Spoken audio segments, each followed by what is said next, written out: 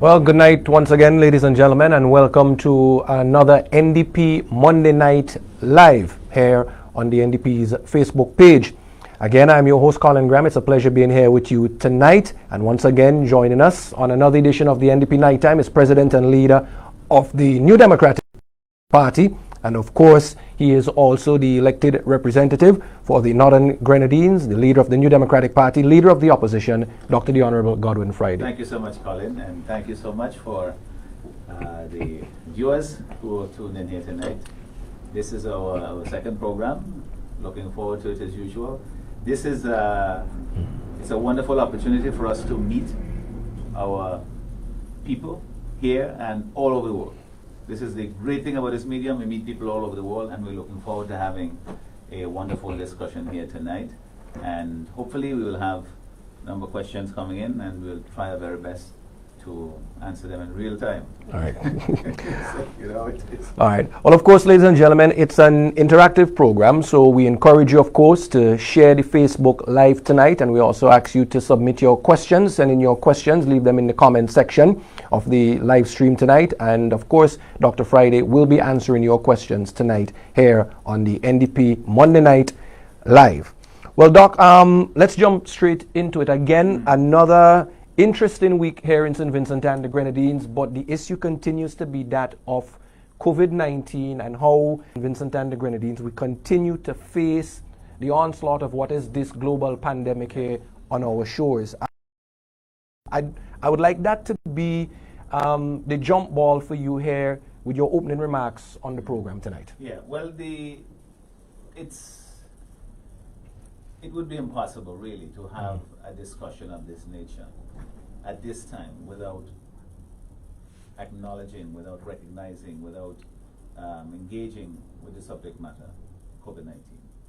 This is something that has happened that nobody ever imagined possible. We are living in times that we couldn't conceive of. So it's only natural that we should on this program and other programs that we engage in, continue to update people about it, but more importantly, to continue to insist that this is not over by a long shot. You know, that we continue to remind people that what they have been doing is what has been protecting us from the worst of this problem in the past several months. We have to continue to do all of the things that we've been doing, the social distancing, the personal hygiene, all of the things that we have been doing that have been helping us to avoid the worst of this.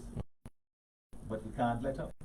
You know, it's as simple as that. We cannot let up. All the things that we do, we got to continue to do them. And this is why I keep saying it.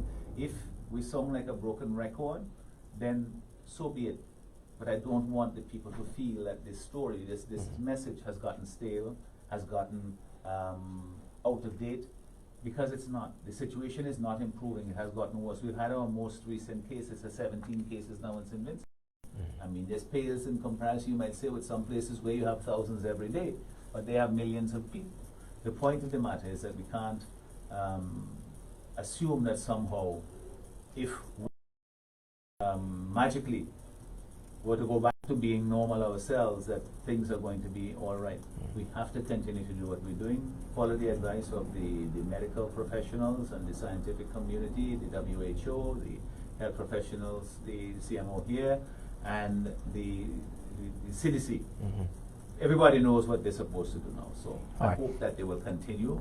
In fact, people have been very good at it. I see a lot of people around Kingston, they're wearing their masks and so on. When they go to the stores, when they're interacting, a lot of people are doing that because they understand that this is how the virus travels. And I am not going to ever tire of bringing that message to people, because I want us to be all around to survive this thing. You know, it will be wonderful if we can get through the worst of it without any serious cases in St. Vincent.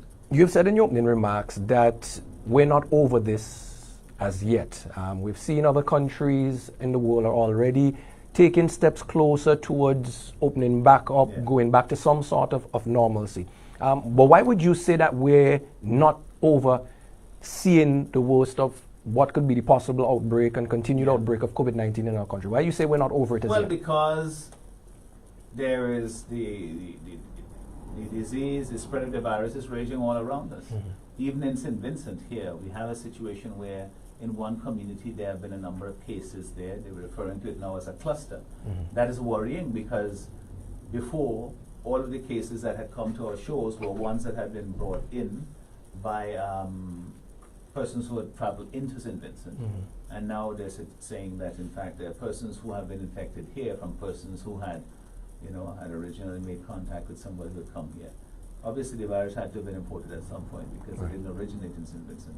So when we have a situation where in a community it's affecting, you have a number of cases coming out of that community, then of course that's a matter of great concern because it can easily explode if we don't take all the precautions that we are used to, if we don't do all the things that we have become used to, if we don't ever let down our guard, continue to be vigilant, continue to do all the things that are necessary to keep us safe.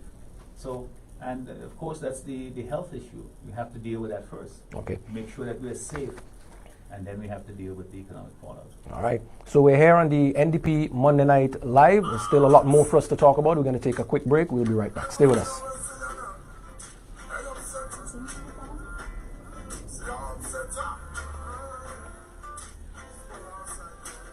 Let me see.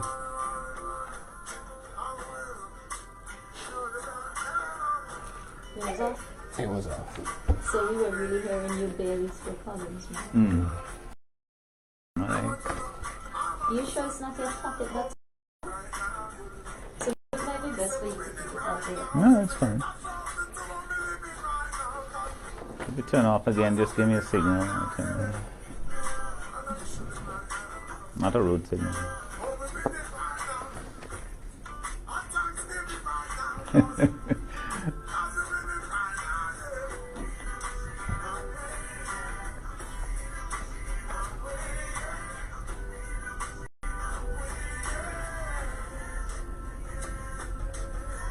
All right, so welcome back to the NDP Monday Night Live here on the New Democratic Party's Facebook page. We encourage you to share the link, spread the message. The New Democratic Party is on tonight on the Monday Night Live. And again with us, we have President and leader of the New Democratic Party, Dr. the Honorable Godwin Friday. He's also the leader of the opposition here in St. Vincent and the Grenadines as we continue the discussion. Again,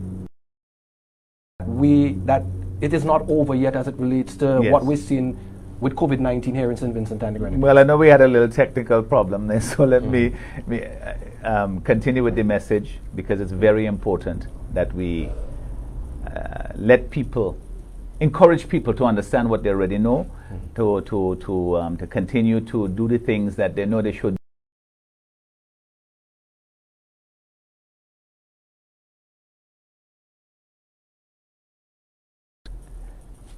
This virus is extremely contagious, we know that.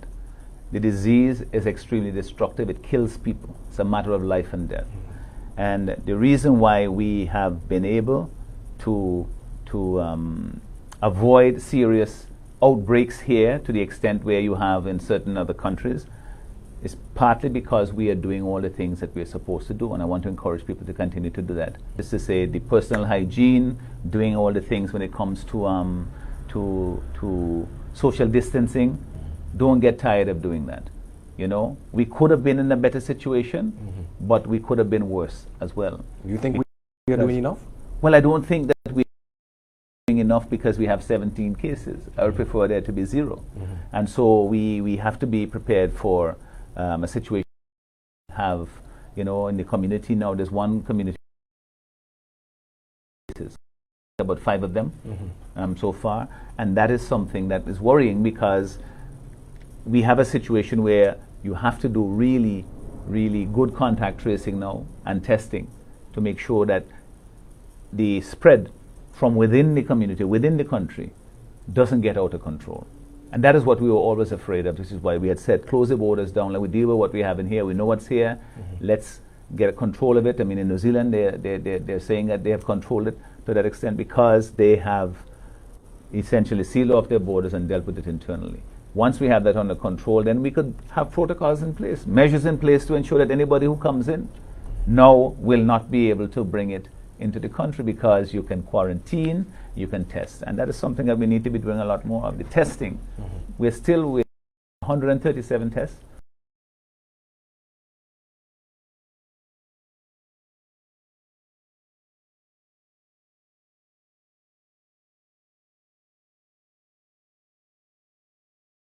In terms of the releases that we're seeing coming out from the Ministry of Health and so forth.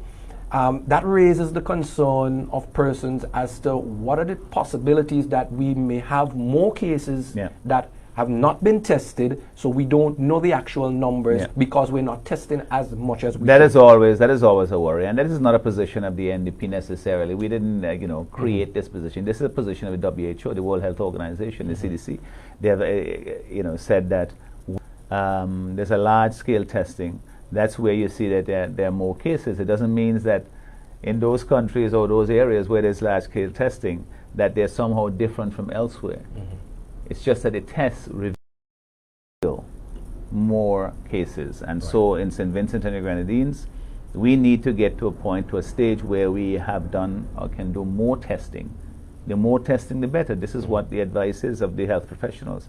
And to have 137 tests up to this point is simply not adequate. It's not enough to inspire public confidence.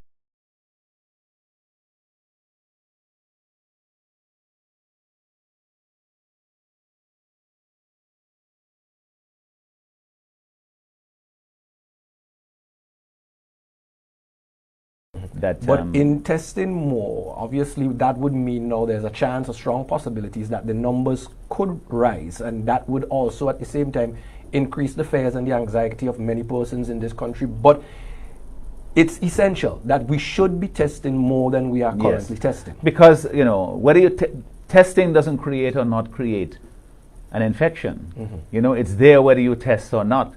So the point is better to know. That's the whole point of the testing. It's not that the testing reveals or creates a situation. It reveals what exists. And so this is why it's important to do it. It's better to know than not know.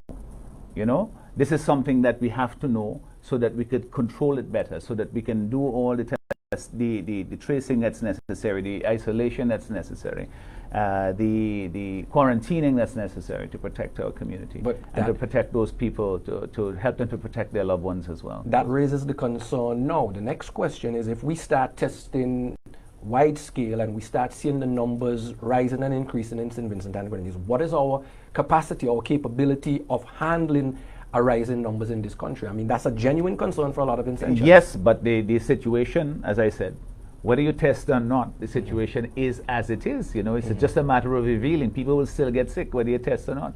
They will. Are you worried about our capabilities? I am very much so, because our healthcare system in ordinary circumstances is far from optimal.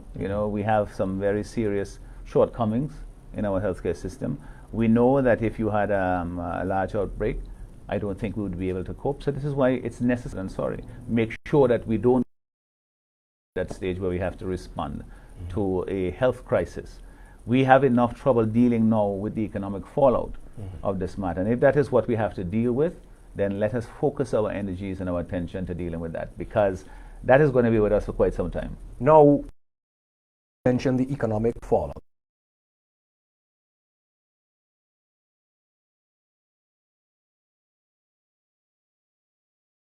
You get to meet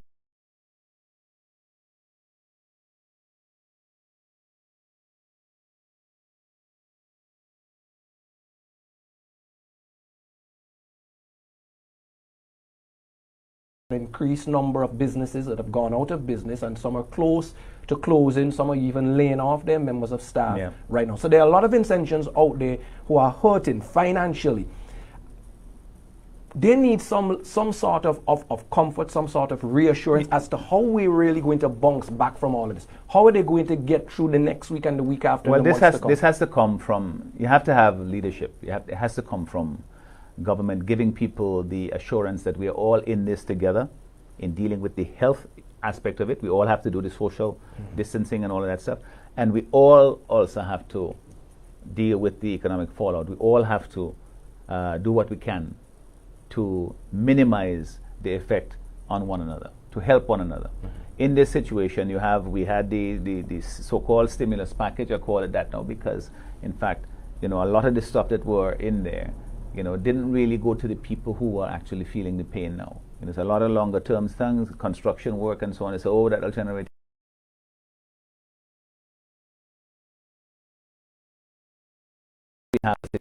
People are beginning to feel the pain, and that is not going to ease. That is going to get worse.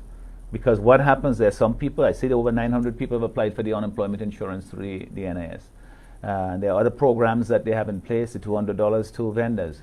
Right. We don't know yet exactly how they are supposed to apply to it. People have asked me, and I've told them I'll try and get the information, but they should make it easy so that people can get that information. But these funds that have been set aside, they're not exactly going to be a game changer. They're not going to change people's circumstances, but at least they put the $50 in their pocket.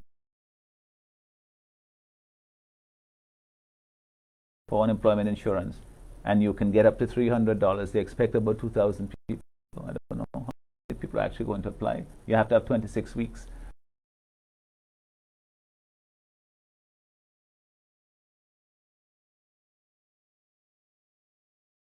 Sorry, you made an arbitrary rule, 26. Why not 14? Why not in the St. Lucia? I think it was 4 weeks of payment. But the point is that the pain is just now beginning. The social and the economic dislocation has been severe, and it's sad to see. It is very sad to see that people are suffering like this, that businesses are just limping along, and that is going to have serious repercussions on people. So we prepare people for it mentally, but the government also has to be prepared to ensure that it is there to provide assistance to people, because who else is going to do it? What do you say to those same average Vincentians and those businesses who are hurting right now and hearing what you're saying, but then there's like, okay, so what next? Yeah. What happens to me? How am I going to get by? How am I going to continue to operate my business? What do you say to those persons? What I say is that we have to, as a society, come together and bring the resources that the government has and put it where the pain is. We have raised, there's $19 million more that they have acquired in loans from the IMF. Whether you choose to use those funds to assist people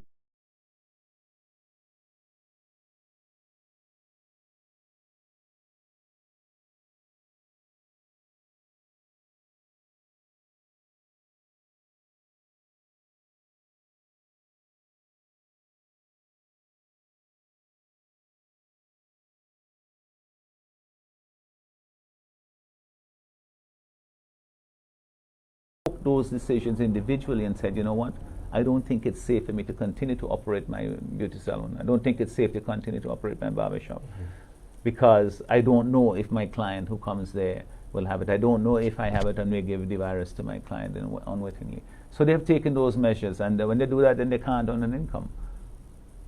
That is not going to go away. That problem is going to be there 2 months from now. So how are we going to person? That is the reassurance that people want. They know that we are going to feel some pain, but they want to make sure that everybody is in this together, that not some people are sort of seeming to ride, on it and seem to be doing okay still, and then the rest of the people are feeling tremendous hardship.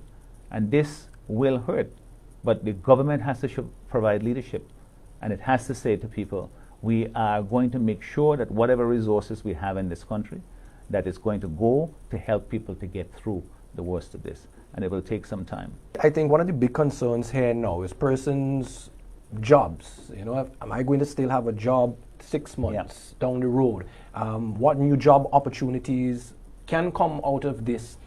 Jobs. Yeah. Work. Is that a safe way of going forward in terms of re-energizing our stimulus package, our economy, getting our country back on its feet again? Well, the thing is, we always have to be concerned about the economy, because everything rests on the economy. As I've said, the economy is key. If you, for bandages in your hospital, for supplies in the school, for paying teachers, for fixing potholes, investments, to give incentives for businesses to create more jobs. That comes from the strength of the economy because it puts resources in the hands of government that they can then use to deal with the social issues that we have in the country. So we must have a strong economy. That's one of the things that this crisis really has revealed and in a sense given us an opportunity to sort of take stock and say, listen, how do we go forward from here? We've had chronic problems with unemployment in St. Vincent and the Grenadines where people can't find jobs. A lot of people who go off on the cruise ships, why do you think they go on the cruise ships and the oil rigs? It's because they can't find jobs at home. They'd rather stay home and work with their families, but they're there doing that. And they have difficulties right now, you know. Just an aside, we should help them to be able to return now that they need it. But the challenge now is for us to see in this crisis a rebirth, a new way of looking as to how we in St. Vincent and the Grenadines can go forward as a society, as an economy, one that meets the needs of our people. That is to say, to provide jobs for people, provide business opportunities, and that to put people who have good ideas, that the government is there to facilitate them, no matter what their politics. It shouldn't be that you support one party, and you have some crazy idea, you get money to do it. But you don't support the party, or you're not interested in one party or another, you're just simply, looking out for your own interest. That then you have a good idea and you can't get the assistance of government because you feel that you're not politically favored. We can't run the country like that. The crisis that we have now gives us an opportunity to think long term, to say, how do we reorganize our economy? How do we take on board the notion that we have a duty, we have an obligation to provide jobs, especially for those young people coming out of school, 5 years, 6 years, and they can't find a decent job in this economy. That is depressing for them. It's demoralizing to think that there's no place for you here in this country.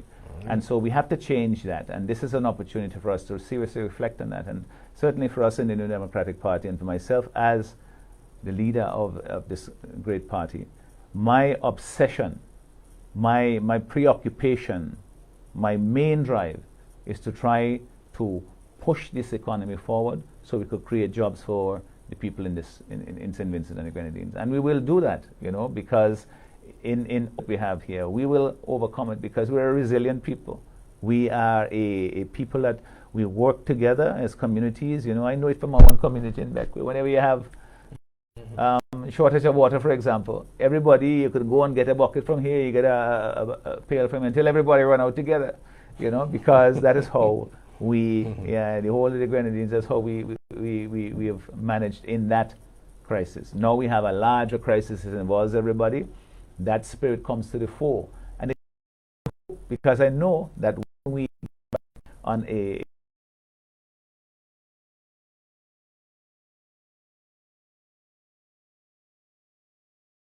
we can do it. One that engages the people, giving everybody an opportunity to succeed.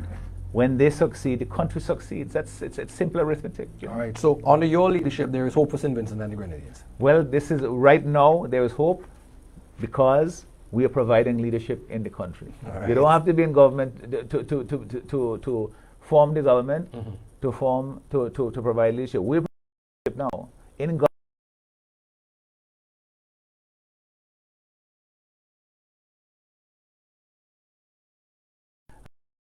Asking the people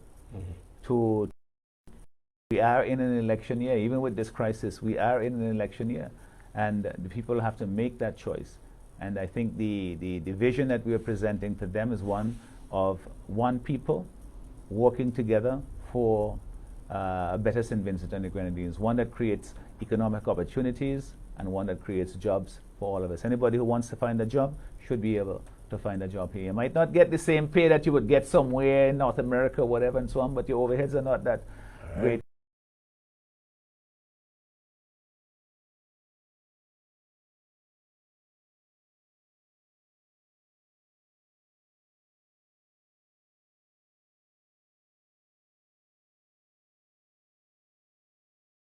Leave a comment for the president and leader of the New Democratic Party, and he will be answering your questions tonight right here on NDP Monday Night Live. So again, thank you very much to all our viewers on Facebook who are tuning in and watching, and we encourage you to share the live feed with us tonight. Doc, you mentioned briefly about our sailors. This continues to be another hot, contentious debate right now here in St. Vincent and the Grenadines as it continues to unfold. A lot of blame is being cast, and you yourself has come under some blame from the Prime Minister of this country. Unjustifiably, yes. How do you respond to that, and what is the NDP's continued position with listen, this? Colin, I mean, it's unseemly for us to be getting involved in this, you know, blaming and seeking short-term political gain and so on. That is not my interest, certainly. My primary interest is making sure that the people who have contributed so much over the years to the economy of this country by going away and working on cruise ships, working on oil rigs, working in far-flung places, doing difficult jobs, to provide for their families, to help to build this country.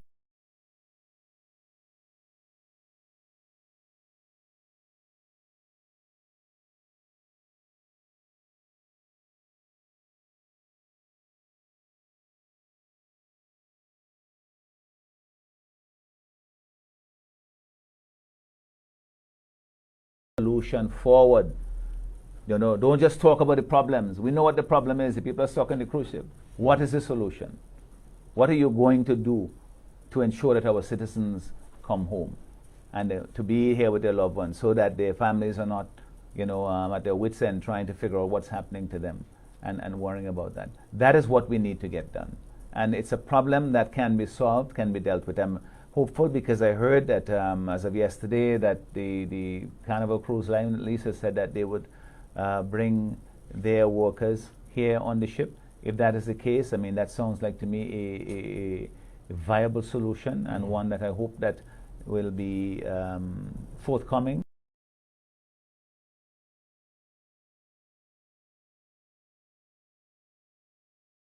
When he or she is going to be here, and that hopefully they will continue to stay safe. The other big debate was whose responsibility should it be to take care of these sailors when they get here? Now, ultimately, our responsibility, we can't shirk that. The responsibility is a responsibility of government. I mean, it is.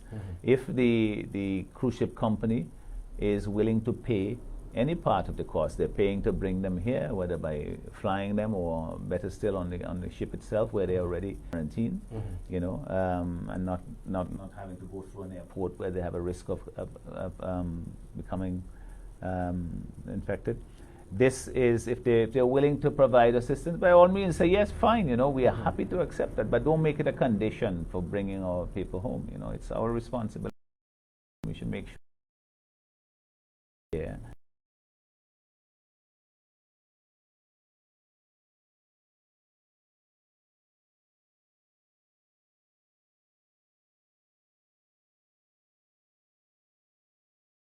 To try to get it solved.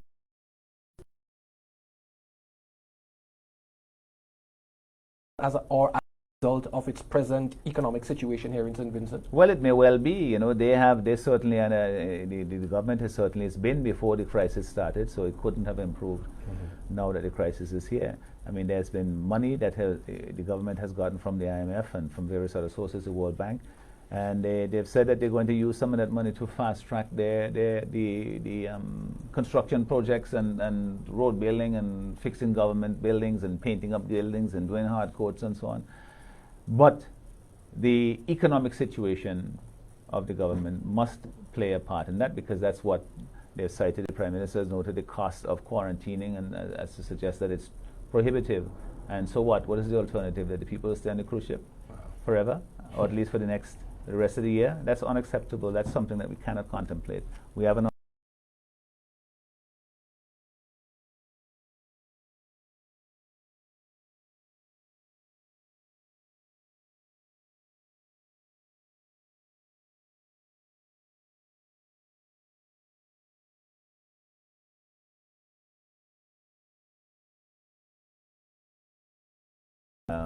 their willingness to reemploy our workers. We have very excellent workers. That's why they come and they hire them here. So I'm hoping that that will continue, and But we can't take anything for granted and jeopardize that relationship. We must maintain a good working relationship, one of trust and mutuality, and make sure that we can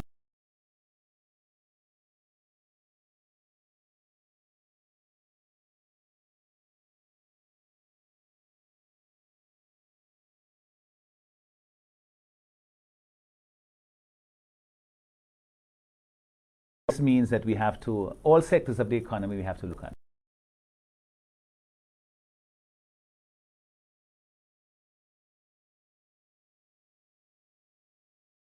Crop economies where you had banana, you had arrowroot, you had sugar, you had all these things down the edges.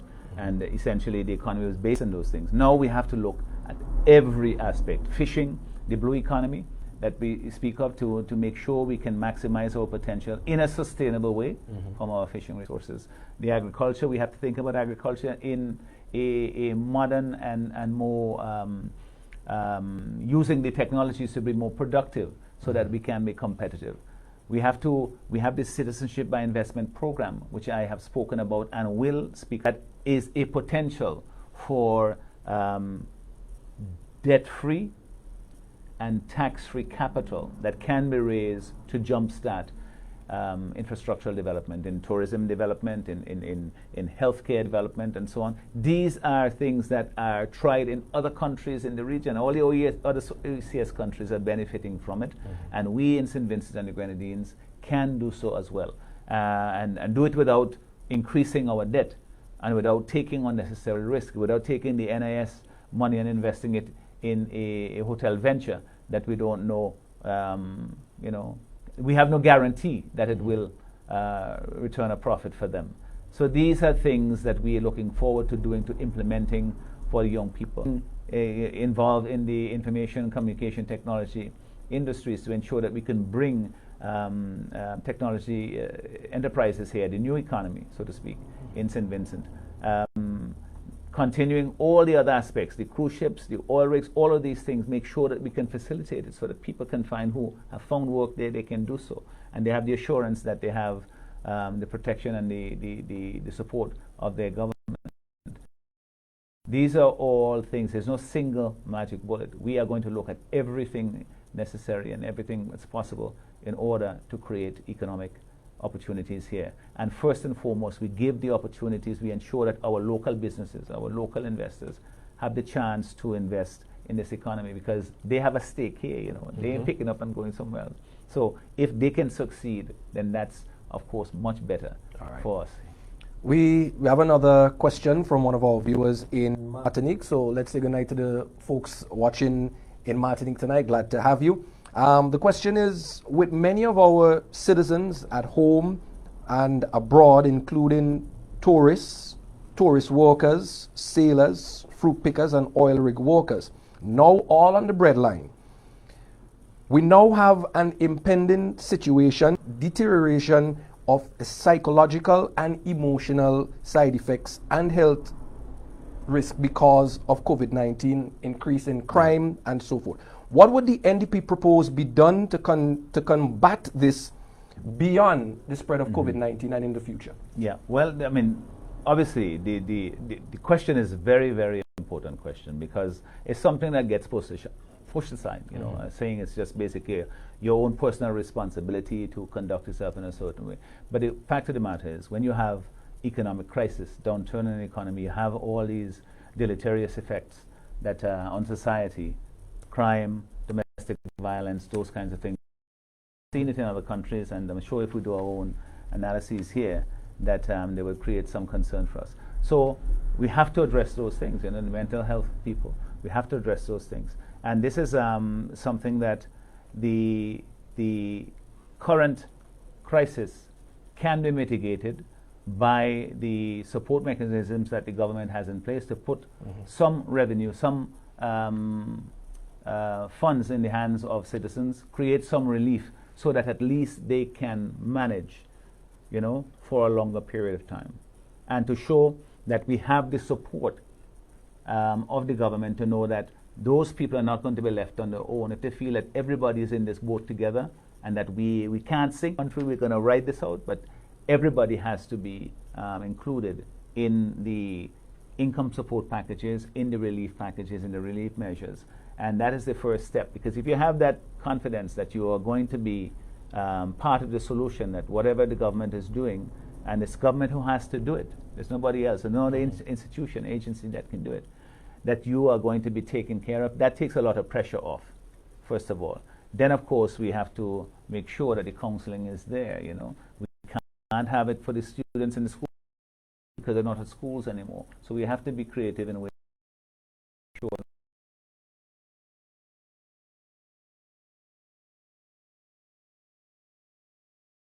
the crime situation, the police have to be very much on the ball, that there is a likelihood that crime would develop. And be proactive, you know, be aware of it before rather than responding reactively. All right. So those are some of the measures we can put. Well, we're coming to the end of the program again tonight. Amazing how time flies. Well, we'll go on. But I have one more question here. The supplementary estimates were presented in the House recently. Yeah. What is really in it for persons who really need it more than anything else? Well, you know, Colin, that we supported the supplementary estimates because that is where the relief measures for COVID-19, that was the whole point of the estimates. They came to bring 60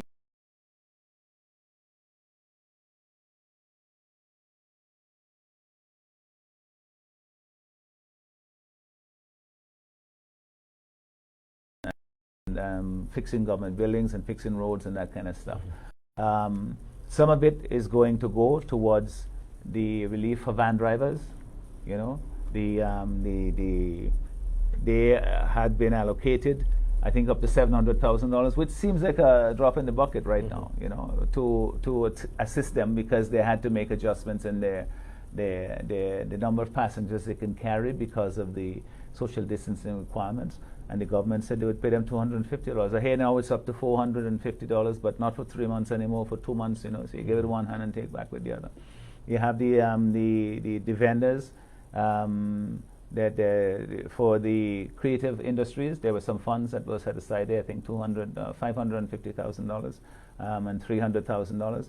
These are people who might have been affected because Carnival wasn't here this year.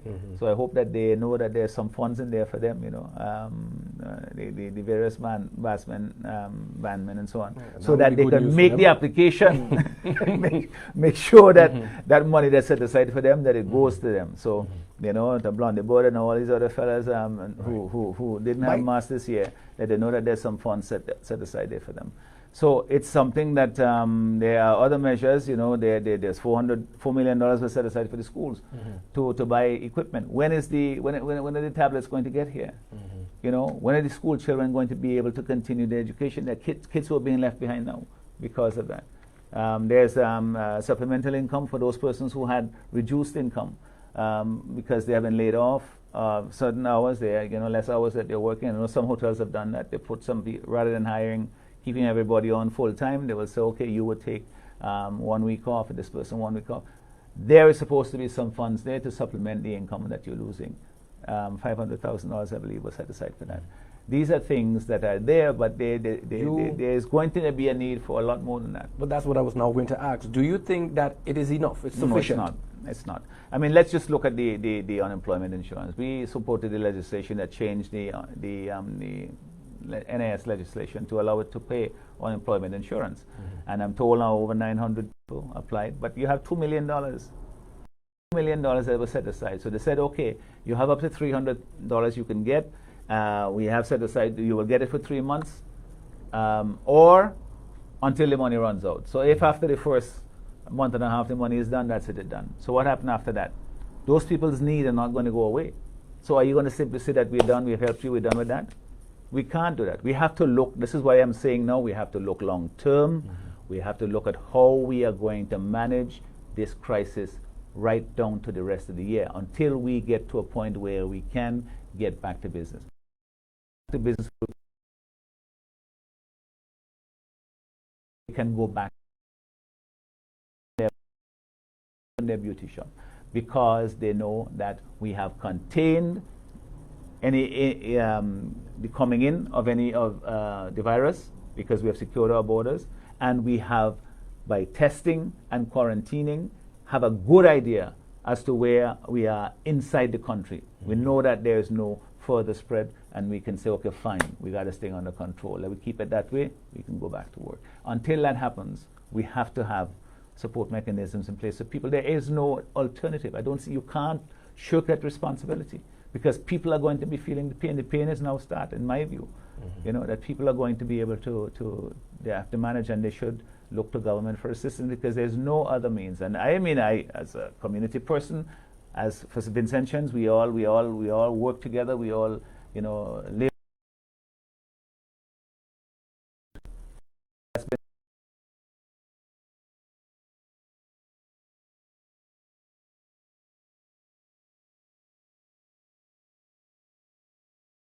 You know, the brotherly love, the sisterly love, the community spirit, to help people who may be in a more difficult situation than themselves. And I think that our people do that, and it's only with that sort of coming together, with government playing a leading role, it must do, that we will come out on the other end of this stronger. And then we must have a vision for the future. All right. We must have a vision for a new economy. We must have a vision for creating jobs and a sustainable economy going forward. That is what we're going to bring for this country. Well, Dr. Friday, I want to say thank you very much once again to joining us here on the NDP Monday Night Live. I'm sure plenty of our viewers tonight were quite happy again to have this one-on-one dialogue and conversation, a wealth of information again. Any final comments you just want to give our viewers before we wrap up? Colin, the wonderful thing is, you know, in our country we still can talk. Okay, there are some people who censor themselves because they feel that something's going to happen to them, that they're going to lose.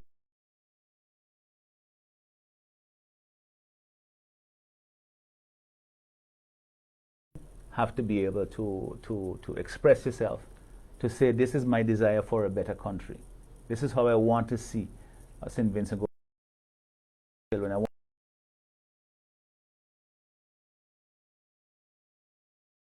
I want to apply for this job. I want to pursue this career, and I can do it here in St. Vincent, and I want to do it here in St. Vincent because my productive years should be spent here, where I can develop my country and at the same time look after my family, look after myself. That is a positive vision as to what we can do. And this is people changing their own circumstances, not just people just relying on government to say, let me form a close relationship with this particular politician and then he or she will look after me. You know, that's a kind of patron clientelist kind of relationship, and it creates one of dependency, and people are not, you know, getting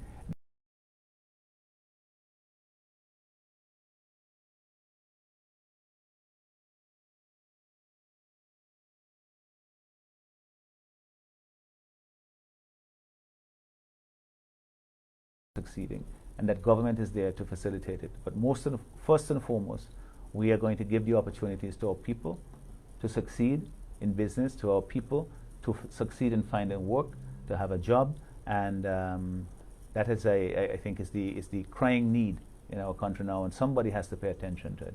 And we in the Democratic Party, we will. And for me, as the leader of this party, I give you that commitment that is our number one priority. We have to create jobs for young people. All right. We have to create jobs in this economy. We have to create an economy where people feel that they have a stake here. And when they do that, they will defend it. They will defend our democracy. They will defend our country. They will to make sure that life here is better for everybody. I'm looking forward to that future. And I guess many other Vincentians as well would share that sentiment with you. Dr. Friday, thank you very much for joining us here on the NDP Monday Night Live. We encourage you to continue to practice good hygiene and social distancing. As you notice, we did our social distancing as a New Democratic Party. We continue to, you know, practice the proper protocols as we continue to try and stay safe in the face of COVID-19. So, Doc, we thank you very much again. And I want, before we go, to encourage people, don't get tired of this message. It's not an old message. It is relevant now as it was 2 months ago. Social distancing,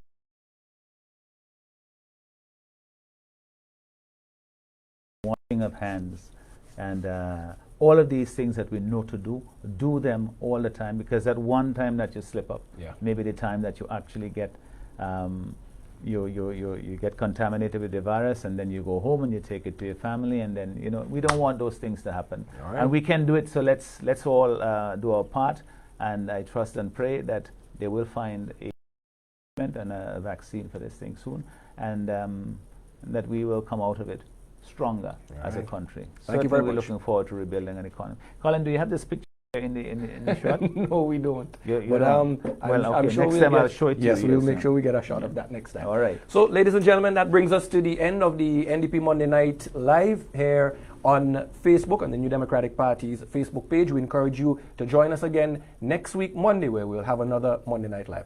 I was your host tonight, Colin Graham. We had President and Leader of the New Democratic Party and Leader of the Opposition, Dr. the Honorable Godwin Friday, with us on our program tonight. Until next week, may the Most High continue to guide you and protect you as always. Stay safe and stay blessed. Good night. Thank you.